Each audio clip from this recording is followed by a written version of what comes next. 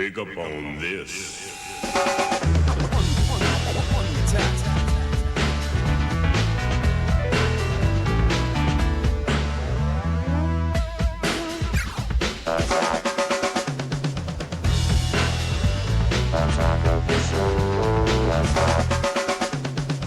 Welcome to Attack of the Show. I'm Olivia Munn. And I'm Kevin Pereira. We are bringing you a special edition of Attack of the Show as we prepare for our week-long live coverage of E3, the world's largest video game event. For 3 hours every day, beginning May 9th, we'll come to you live with demos, interviews, and sneak previews of next-gen games. Oh, what? You want more? All right, well then just wait till you see the all-new Attack of the Show beginning May 15th. We're going to have a new set, some new faces, and more of that signature Attack of the Show attitude. Yes, but in the meantime, prepare to be rocked. From Heavy Metal Magazine to million-dollar internet schemes, everything you see on tonight's show is 100% guaranteed to rock your fanny. Fanny? Kev, my mom watches the show. Oh, sorry. Hey, Mrs. Munn. I hope you're sitting down because we're kicking off tonight's show with a visit to Viking Heaven. Otherwise known as the Valhalla Gun Club. I'm here at the Elk Mountain Resort near Montrose, Colorado, home of the Valhalla Shooting Club. Now, if you don't know your Viking history, Valhalla means place to have a really good time.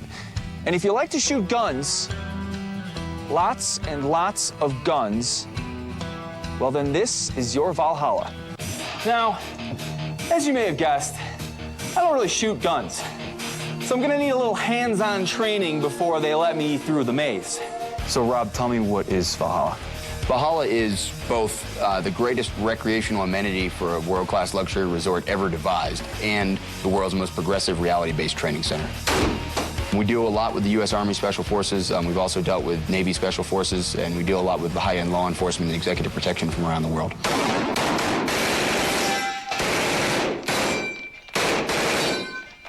Now, there's all kinds of different scenarios for cops and military guys, but today we're doing something different. We're setting up a first-person shooter game that I'm gonna play. So I have to go through the maze, I gotta shoot guns, find other ones, eliminate the bad guys, and it's just like a game, except there's real weapons and real bullets. The bad guy usually posts a guard down at the end of this hall. If you can take him out with that rifle before he knows we're here, it's gonna make the rest of this a lot easier.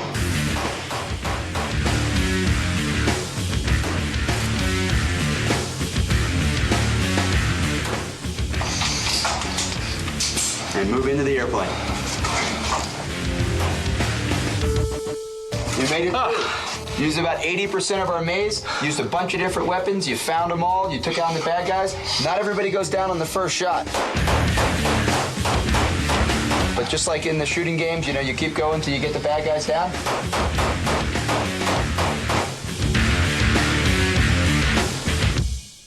I don't know if I should be concerned, but Brendan looked very, very comfortable shooting everything inside. Yeah, he has a little bit of anger issue, I think. Probably. That's my But the assessment. question that I have, Olivia, is do you think pets get reunited with their owners in Valhalla? Well, you know, I'm no theologian, but I can't see why not. Why do you ask?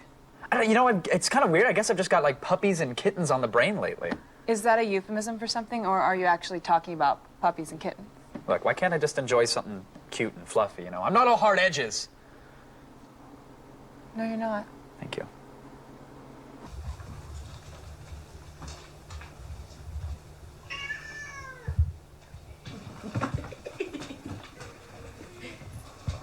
Oh, they're hungry. I gotta get them some food. I gotta get them some food. Okay, come on. Yeah, you're a good girl. Okay, come on. All right, so let's review. Puppies are for roasting and kittens are tastier in a stew. Yeah. Yeah, but either one goes well with the sturdy red wine. True. Very true. That's true. And up next, we're rocking it indie style at the annual South by Southwest Music Festival, and Kevin's gonna shred some guitar licks so they stay shredded. Whammy bar. All that and more when Attack of the Show's Rocksteady Special Edition continues. Don't do that. It was out of tune. Don't do that. But I'll fix it.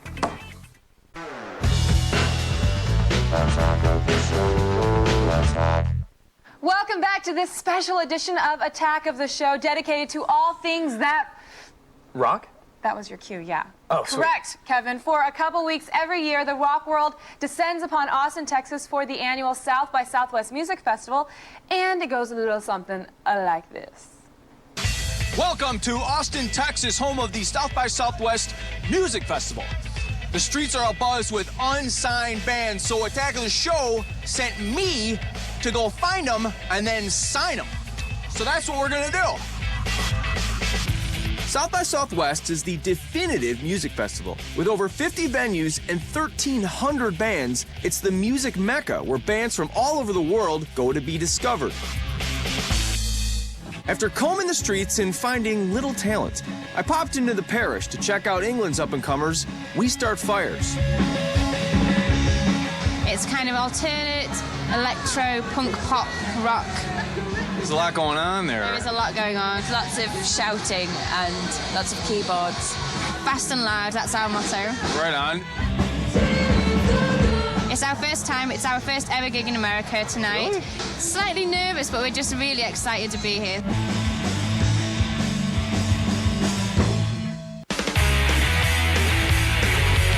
Do you play music at all? Oh, I've been known to play the guitar a little bit, 12-string acoustic usually. What about the skin flute? Do you ever play that? That's your job. First time in Austin. First time in Austin. What's it been like? Great vibe out here, brilliant city. Every city in the world should be like this. You know what's funny is when you talk, we're gonna have to subtitle that, like underneath. That's right, I'll write all the subtitles for you. Didn't understand a word. Not having any luck with my new group, I thought I'd go with a safe bet and talk to a once local band now making their way back to South by Southwest, Oliver Future. Well, it's our first South by Southwest as outsiders. As the people that we used to look at and go, God, I hate that douchebag. You've made your way out of Austin, yet here you are again. I mean, you guys have come full circle, or you've hit rock bottom. I've got an all-boy band idea, right? I want to take you. I want to make you the ugly one. I need a hot guy, I need a bad boy, I need a nerdy guy. Do, re, mi, fa, sol, la, ti, do. All right, you're... You know what? I don't know what everybody's talking about for all this BS about all these good bands around here. I haven't seen a single one. God knows what I'm gonna do with my new girl band. You know what? This is bull. Is the city prepared for that annual onslaught of rockitude? Yes, actually, Austin's rock infrastructure is really the envy of the world. There's actually no safer place to rock, believe it or not. But Texas hasn't cornered the market on rock, Olivia, no. No? In fact, I don't mean to brag, but I happen to be something of a guitar hero. Are you ready for this, sweetheart? I'm ready. Little dual mode. Let's see what we got here. Oh! Whatever. Well, yeah.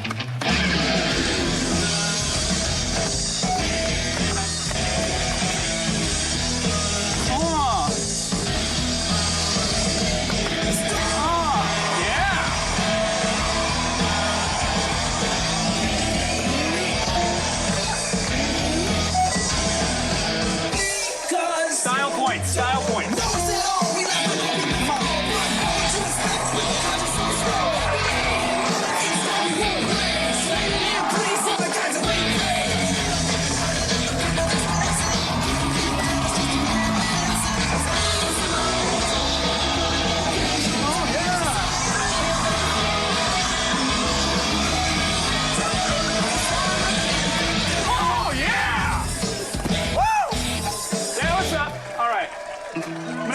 Song to my MySpace girlfriends. I love you, sir. 16. Wait 2 years. It's 2 years. It's fine.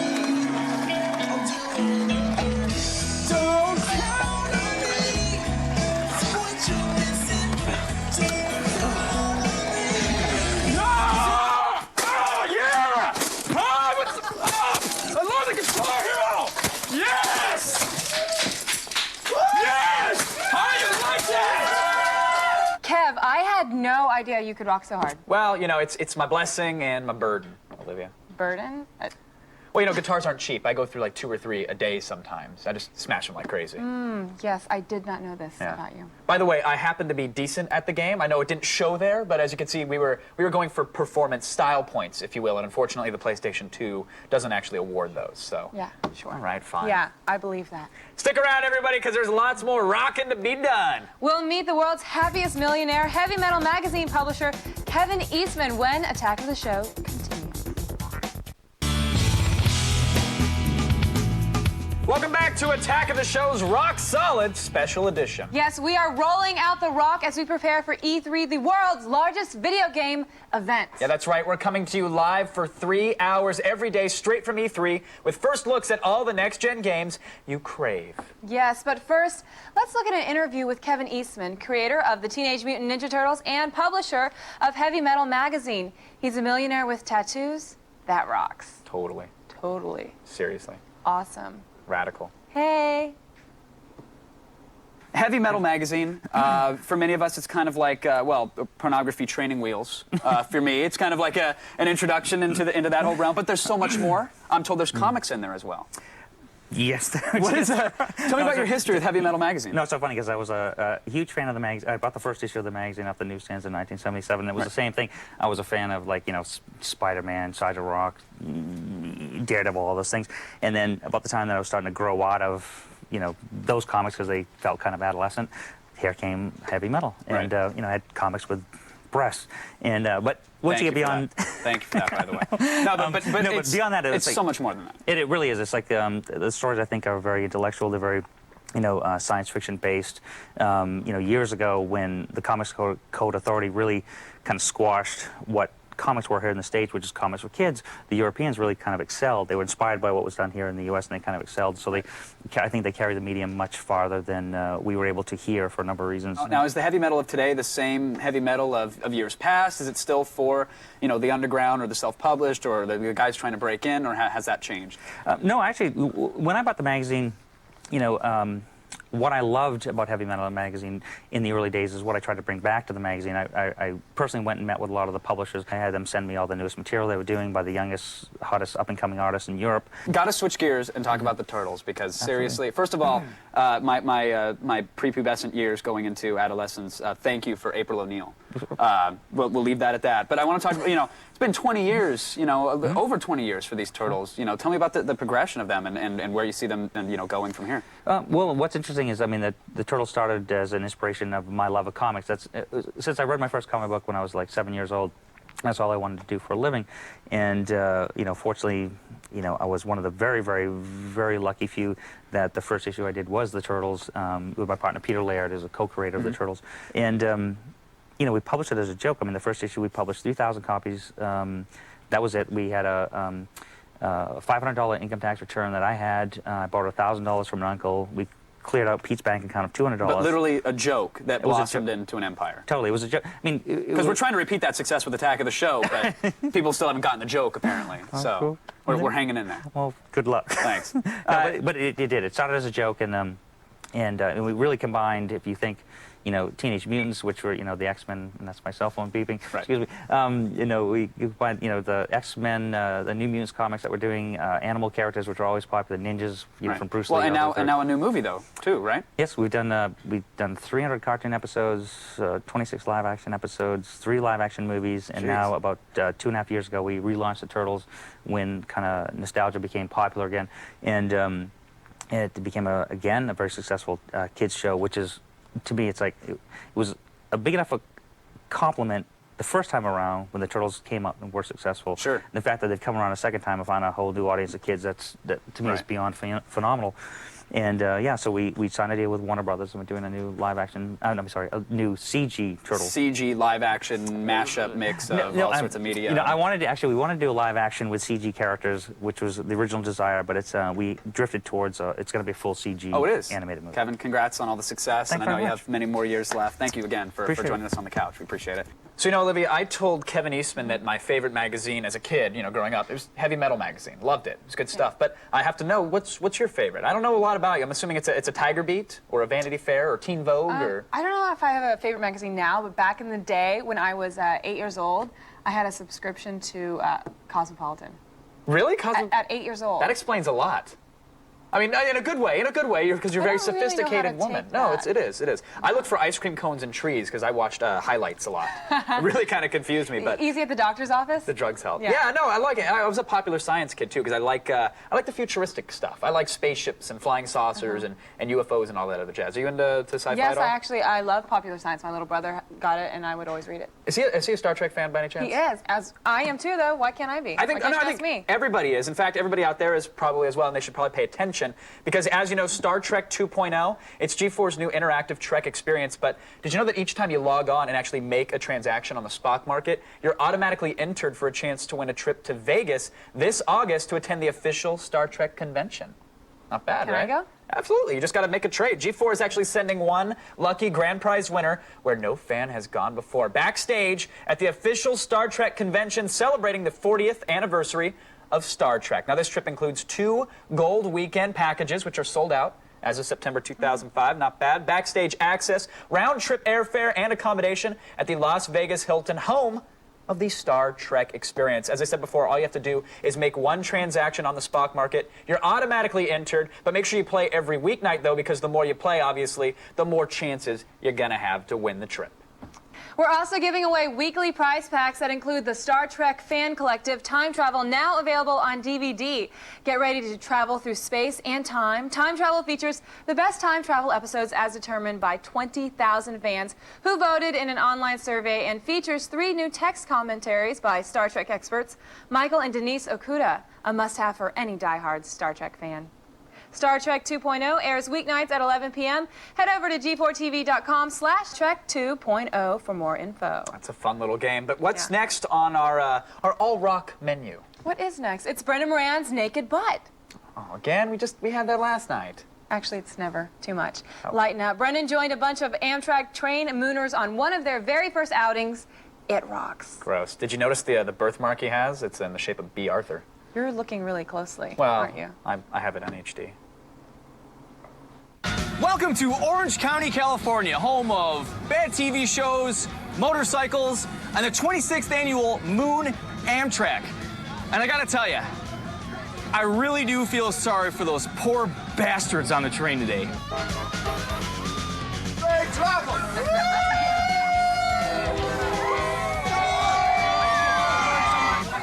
Now, all throughout the day, there's about 30 trains that are coming by, both in northbound and southbound directions.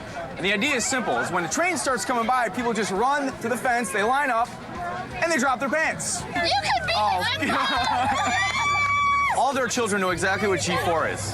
They don't. So they're gonna be in for a rude awakening next week. What does this have to do with video games? Very little. I'm being torn apart by women. This is oddly one of my fantasies. This was not the working plan.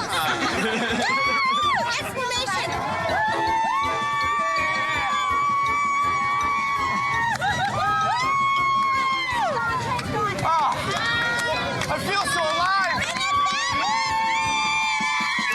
The 126 northbound is late. It's no wonder Amtrak's going out of business. So you say you have a special message for Kevin Pereira? What is it? Kevin Pearl, I love you, man! Oh, He's doing it.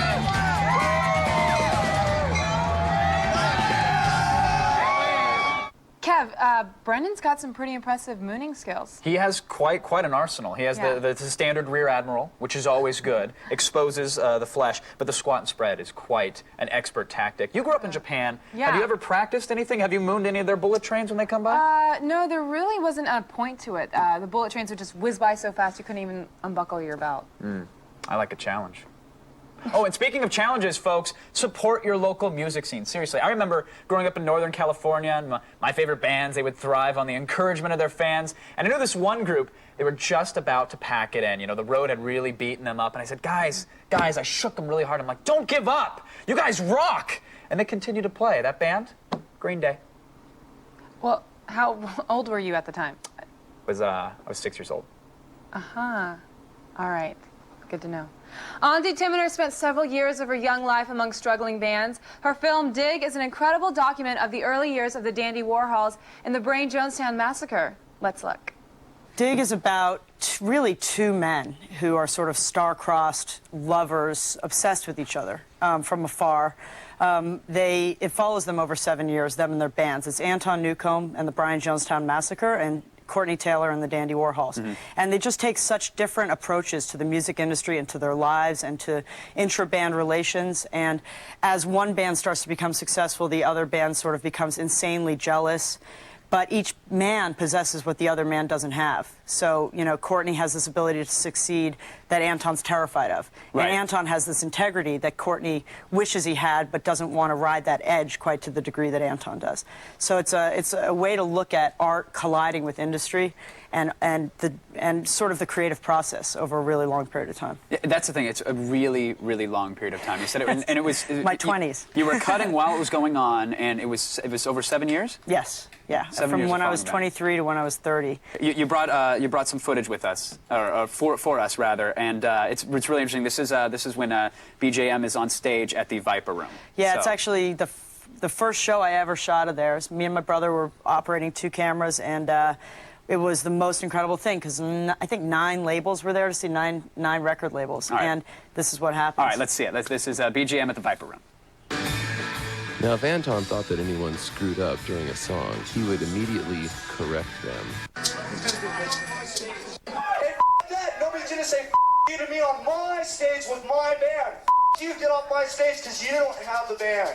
Hey, I'm gonna have the bouncers beat you up if you don't stop stepping on their mics, man. They don't like that. Pick that up. Grandma! Up and quit. Stand the back, mother.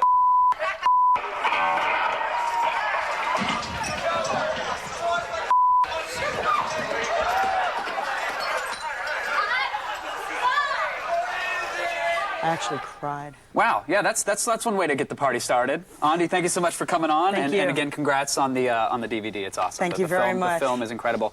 Man, Kev, that was a sweet fight. Yeah, heroin will do that to you. Heroin, really? Like, dude was strung out. If you watch the movie, it's really All right. pretty fascinating. But what's Andi working on now?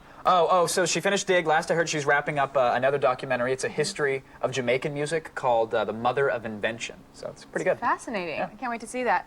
But music isn't the only way we know to rock you. Oh, no. You better bite down on that mouth guard when the monsters and giant robots of Kaiju Big Battle come charging at you right after this. Welcome back to Attack of the Show's Rock Solid Special Edition. Yes, I almost envy you out there, about to be rocked, as only we know how to rock you. We've got the tunes, we've got the shows, we've got... Robots. Robots. Yeah. All right, now, I'm a big girl, and I can hold my own against probably just about any fighting robot. But the mutant monsters and mega machines of Kaiju Big Battle? Look, even I know when I'm out-rocked. Feast your eyes on the candy-colored cult phenomenon that is Kaiju Big Battle. Joining us today is the organization's own Mean Gene Okerlund. It's Loudon Noxious. Loudon, thank you for joining us. Kevin, no problem. My pleasure to be here. It's a pleasure to have you here. I'm a huge fan of the Kaiju. I have been for ages. Awesome. You have a lovely studio here. I just Thank hope you. it doesn't get destroyed by monsters. As do I. Now, tell me about the Kaiju. I mean, for those who don't know at home, it does involve monsters. Yes. Kaiju Big Battle is a battle between good and evil of epic proportions. It involves giant monsters. Wrestling, yes. Okay, yes. Monsters are real, and danger can happen. And that's sort of our slogan that we go with. And these giant monsters would be destroying the world if it weren't for Kaiju Big Battle having them settle their differences inside the giant 15-foot-high danger cage. Bless you guys. You are doing a service to all humanity. Absolutely. Not just to the fans of monsters. Not just to fans of monsters. Does the general public realize this? Do they understand that you are saving their towns and their jobs? Well, and their we're trying lives? to get the word out now with our new DVD, The Shocking Truth, where we reveal to you Loudon goes into the cave of Dino Kang Jr. Wow. We reveal to you the swarm and the hatching of these giant space bugs. We reveal to you the evil of Dr. Cube. Now, Dr. Cube is the most evil force in Kaiju Big Battle. Right. His dream is to create monsters to saturate the world and spineless, mindless minions. Now, how did this get started? Because I'm a fairly young buck, but I, in my existence on this planet, have not noticed a giant monster walking around, let alone wrestling. So I'm curious, is this an underground thing that's been going on for ages, or is this something that just started in a lab somewhere? Well, monsters have been around forever. I mean, it goes way back into the prehistoric area when the big battles were settled just out on the Great Plains. Of course, back in the 60s and 70s, Tokyo had their problems with monsters. They did. But as recently as a few years ago, we formed the Kaiju Regulatory Commission, which is headed up by the Kaiju Commissioner, and we organize these Kaiju big battles inside these giant steel structure we call the Danger Cage. And they settle their differences rather than inside this cage rather than out on the streets destroying, valuable property. Now, you mentioned, Dr. Cube. Evil guy, very evil, bad person. Does that mean there is good fighting this evil? I hope there's someone trying to save us. There is good. Thankfully, Dr. Cube is such a coward that he will not be here today. We don't know where Dr. Cube is. He's out there hiding somewhere. But the Kaiju heroes are vigilant. You've got Silver Potato, the breakdancing b-boy. You've got Dusto Bunny, the wise old sage of the Kaiju locker room. And, of course, the most popular tag team in Kaiju history, Los Platanos, Pablo and Pedro. Now, again, these aren't like 20-some-odd-year-old virgins in cardboard costumes. These are actual monsters. We are talking about monsters who are real, and it's a real danger, and I'm trying to get that across to you here, Kevin. I'm understanding the urgency of this matter. I can't believe I was so blind to it, and I appreciate that. I got to ask, though, are there monster groupies?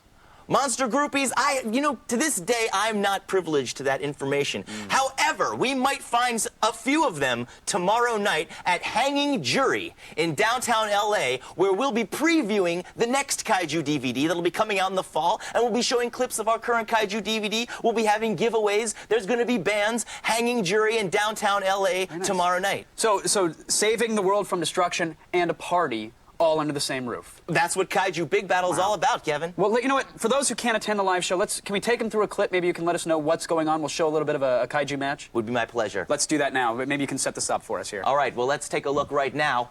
This is the clip that I'm thinking. We're looking at the Tokyo Tantrum right here. Now, that right there was a devastating Kaiju bomb. Whoa, there he is. Dr. Cube, the most evil force in Kaiju Big Battle. I don't know what he's doing here. He has no business in this arena. Who let him in? Quite possibly Kung Fu Chicken Noodle. Now, Kung Fu Chicken Noodle is a disgruntled soup factory worker who fell into a vat of soup, was accidentally canned, and then mastered the art of Kung Fu. Now, he's one of Kaiju's most intelligent rogues. His opponent is the spiky sea urchin-like creature known as Unibuzu, who is known to go to the top of the Danger Cage and do death-defying flips and things of that nature, crushing all those buildings. The third person you see in the ring is the senior official Jingi, who referees all of Kaiju's events. Loudon, these guys are towering over those buildings. Does the sense of scale not translate? These monsters are gigantic. Monsters are huge, and they crush buildings while they fight. Wow. So therefore, it's a necessity for our referee to also grow in size, so he can also oversee these battles. The herbal stuff is working. Loudon, thank you so much for coming on and spreading the word of the Kaiju. You do an excellent service. It's important stuff, Kevin. We appreciate it, Loudon. Thank you very much. Learn more about Kaiju Big Battle and upcoming events at kaiju.com. And if you can't make it to a live battle, then pick up one of their DVDs in this lovely DVD packaging. It's the giant soup can guy that actually scares me the most, which is odd. Yeah. That doesn't surprise me about you. All right, up next, a man who turned a paperclip into a car.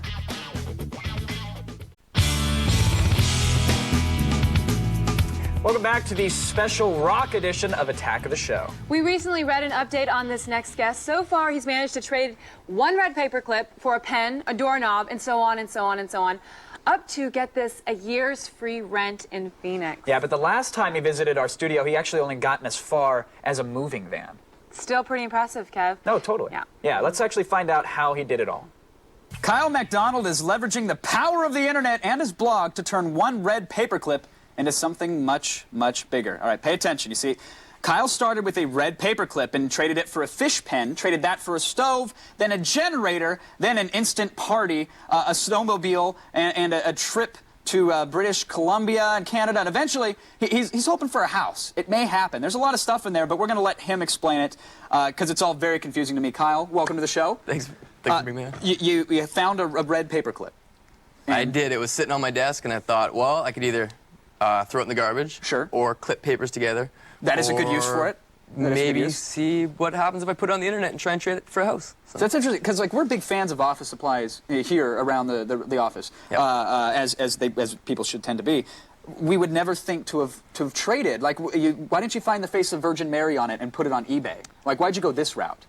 I went this route because it just seemed like the cool thing to do. I wanted to meet some people who wanted to trade with me, and I've met actually 7 or 8 different people trading that have been awesome. And it's really been cool meeting the people and actually going and visiting them, which it so happens they're all in outer space, as you showed on where I made the trades. Right. Well, it's Starry Night background, and exactly. you walked along the dotted white line to meet them to trade for. You've traded for a generator. What's your latest one? Is a trip, right? It's a trip to Yak, British Columbia, Canada, which is a real place apparently. It is. It's a small town in BC. Snowmobiling magazine brought me out there. I had a snowmobile, and I traded the snowmobile to Yak. It was Snow Riders West magazine. They're bringing me out, and it was going to be a trip for 2, and I've actually just traded that for a cube van, which is a 16-foot moving van. That sounds like an interesting cube van, a 16-foot moving van. That's something that I think our producer would like, actually. I'm sorry, can you see me? This is actually the producer's line. That's probably him calling right now. That's how surprising. Hello? Yes? Yes, he's right here. Yes, sir. My boss. Okay, I'll tell him. Kyle, you're not going to believe this. Our producer just called. He wants to trade you for the cube van. Really? He wants to offer you a deal. We have a briefcase that Sarah Lane is holding right now. Can we see the briefcase? It's full of nudie books, Kyle. Deal or no deal? Actual nudie books, Kyle. Autographed? None. No deal. No deal. Wow. All right. I'm sorry for that interruption there. He does really want the trip, though. So you said that you've gone around to meet these people, not to outer space, but where have you actually been taken while trading? I was started in Vancouver, British Columbia, went down to Seattle. Right after that, went to Amherst, Massachusetts. After that, came out here to just south of LA, Camp Pendleton. Made a trade on a military base. That's great. I mean, are they just calling you up? Are they emailing you? How's this working? They email me. If you go to oneredpaperclip.com, there's a very clear section that says offers for One Red Paperclip, or offers for, it'll be now Cube Van. You can click on that and make an offer. For a doorknob or whatever I've had along the way. That's how it's happened. That's phenomenal. I mean, have you ever had anybody that said, well, I want to trade you, my unborn child, or I want to trade you, a pet, or anything like that, and maybe reneged on it as well? No, one guy in New Jersey said, my name is Johnny, I'm 10 years old, I want to trade you my young sister, Jenny, who's 8, and she's pulling my hair right now. Do you want to take her away from me? Did you take? I didn't, no. So, can you hold that thought? I think that's our producer again. Really, again? Sorry. Yeah, no problem. Yes, Mr. Producer. Really? Really?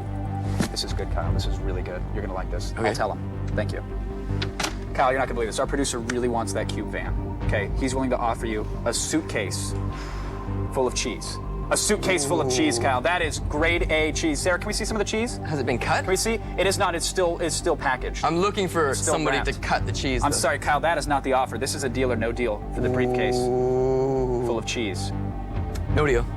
No deal. Wow. Wow. I'm sorry, Mr. Producer. That's good. I like how you hold out, though. Yeah. Have you had to say no to a lot of things? How do you figure, what was your first trade? It was a paperclip for a pen for the lizard pen, right? No, it was a fish pen. Or a fish pen. Okay. Yeah. What in your mind said, okay, the pen is going to be worth more than the paperclip, or was it just to get the ball rolling at that point? It was to get the ball rolling. I just wanted to get rid of the paperclip. I had it for so long, and it just needed to go. And has it snowballed after that? Has it just been trade after trade? It has, and it's actually getting to the point where it's I could put these trades in my pocket and fly it somewhere, which I didn't do. I was actually in the place. I was doing it in my spare time. Right. To move a snowmobile across country isn't the kind of thing you can put in your pocket. Unfortunately, you need big pockets. I don't have very big pockets. You need some Old Navy cargo pants for that, and who shops there anymore, right? Yeah, don't ask me. Kyle, I'm sorry. I have no. This is the producer's line again. Hello, yes. Really? Can I tell him this? I'll let him know. Thank you, sir. He really wants that cube van, Kyle. Kyle, he really wants that cube van. Do you want to see what's in the case? Yes. Sarah, let's show him what's in the case. Kyle, we want to give you a briefcase with another briefcase inside of it. It is a smaller briefcase, Kyle. Wow. Does it include the original briefcase? I'm sorry? Does it include the original briefcase? It does not. You are only trading for what is in the briefcase. What's in the smaller briefcase? She's not telling. Ooh. She's not telling. Is it a book about briefcases? We're not telling. Briefcase? This could be the Russian babushka doll of briefcases. There could be multiple briefcase I, or KCs if you will, but I need an answer right now, Kyle. Deal or no deal? It's a tough decision. I'm gonna have to say no deal, but I'll say why. Wow.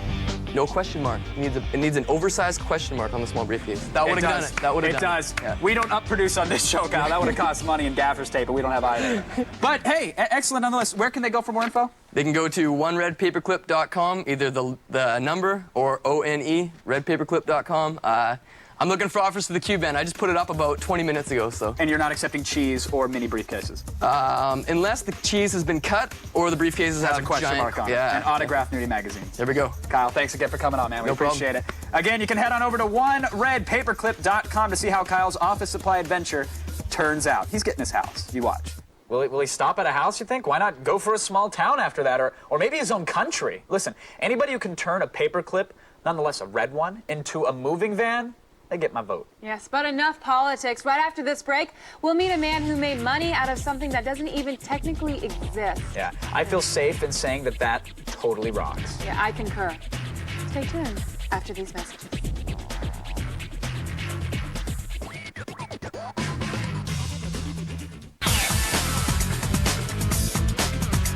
Hey everyone, welcome back to Attack of the Show's Rock Solid Special Edition. Yes, we're rocking you pretty hard right now, but just you wait until E3, the world's largest video game event. Yeah, we're going to be coming to you live for 3 hours every day during E3 with first looks and hands-on demos of the year's hottest new games. Yes, the fun starts May 9th right here on G4, but first. Yes, but first, a man who paid his way through college selling pixels on his homepage. Yes, getting people to pay you for something that doesn't even exist, well... It rocks. That rocks. It's my personal opinion, and I think I speak for pretty much everybody in the world, at least on the internet, but I hate you so much. Like, just the deep-seated hatred that just, I really want to lunge forward and rip your aorta.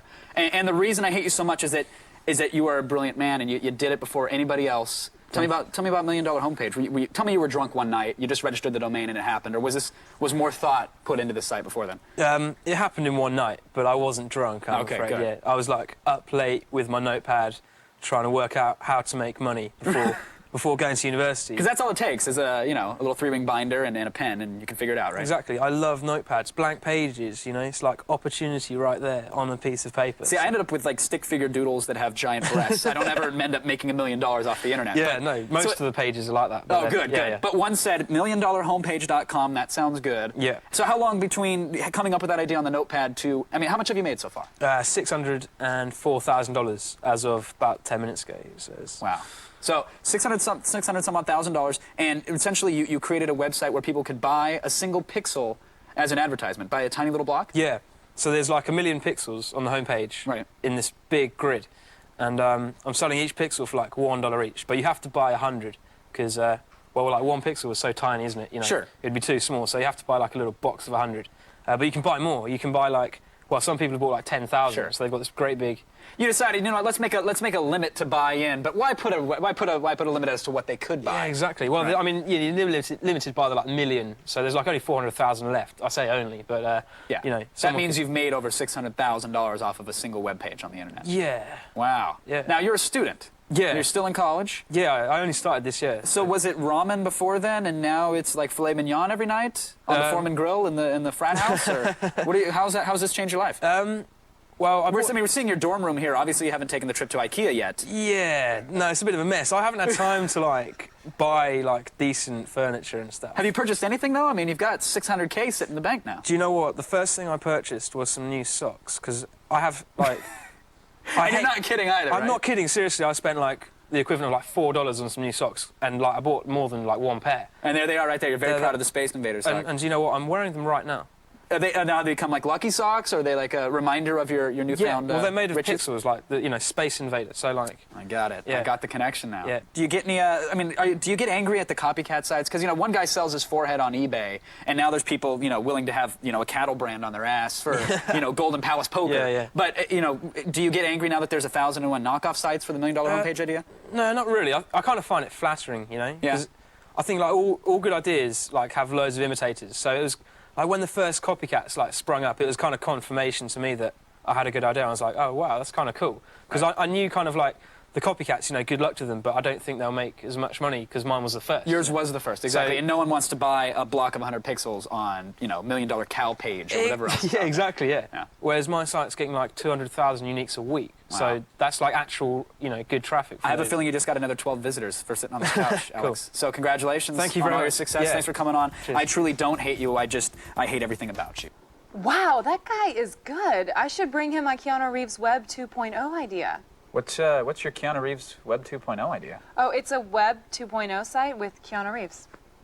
All right, I can't wait to see that, actually. Yeah, don't want to miss it. But there's no telling what you'll miss if you don't stay tuned for more Attack of the Show special All Rock Edition. You sit right there. Computers on Attack of the Show provided by Intel. Someone's got to lose, make sure it's not you. Play to win with Intel dual-core technology. Well, friends, this has been Attack of the Show that rocks. Yeah, just to recap, here's everything that rocks, Yes. right? Mm-hmm. Shooting guns, totally rocks. Yeah. Smashing guitars, rock. Heavy Metal Magazine rocks in perpetuity. Totally. South by Southwest Festival rocked before even you knew about it. Kaiju Big Battle, also. It rocks you from the top turnbuckle. All right, thanks for hanging out with us. See you tomorrow. We leave you with a little bit of The Lashes. It's one of our favorite live music performances, really from the year. You know why?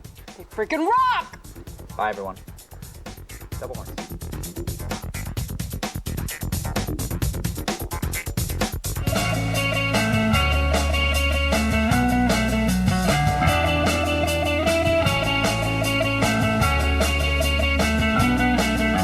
It's been so long since I've seen your face, except inside of my head. Counting down the days till you're home, but maybe we'll share a bed. Sometimes we fight about the little things, but now they seem like the little things. I woke up from so many dreams, with visions of buying diamond rings. Sometimes the sun goes down, sometimes they come back up. I'm watching which one you are watching now. Come on, boys!